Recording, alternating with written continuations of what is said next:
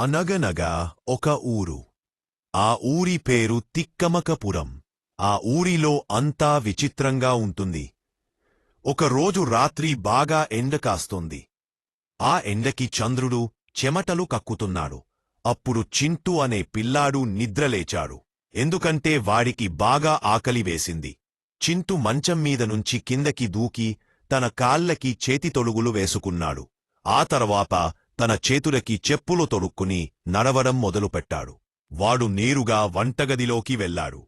అక్కడ ఒక ఫ్రిజ్ ఉంది. ఫ్రిజ్లోంచి వేడివేడి పొగలు వస్తున్నాయి. చింటూ ఫ్రిజ్ తలుపు తీసి అందులో ఉన్న వేడివేడి ఐస్ క్రీంని తీసుకుని అమ్మో కాలిపోతుంది అనుకుంటూ ఊదుకుని తిన్నాడు. ఐస్ క్రీం తిన్న తర్వాత వాడికి దాహం వేసింది. వెంటనే ఒక ప్లేట్ తీసుకుని అందులో నీళ్లు పోసి కొరికాడు. అవును, ఆ ఊర్లో నీళ్లని కొరికి తింటారు. అన్నని గ్లాసులో పోసి తాగుతారు. చింటూ బయటకి వెళ్లాడు. ఆకాశంలో చేపలు ఎగురుతున్నాయి. చెరువులో పక్షులు ఈత కొడుతున్నాయి. అప్పుడే చింటూకి ఒక పెద్ద చీమ కనిపించింది. ఆ చీమ గట్టిగా భౌ భౌ అని మొరిగింది. ఆ చీమను చూసి అక్కడ ఉన్న ఒక పెద్ద ఏనుగు భయపడిపోయి గబగబా వెళ్లి చింటూ జేబులో దాక్కుంది. అమ్మో, ఈ చీమ నన్ను కుట్టేస్తుందేమో అని ఏనుగు వణికిపోయింది. అప్పుడు చింటూ తన సైకిల్ తీసుకున్నాడు. కాని ఆ సైకిల్కి చక్రాలు తలపైన ఉన్నాయి, హ్యాండిల్ కింద ఉంది.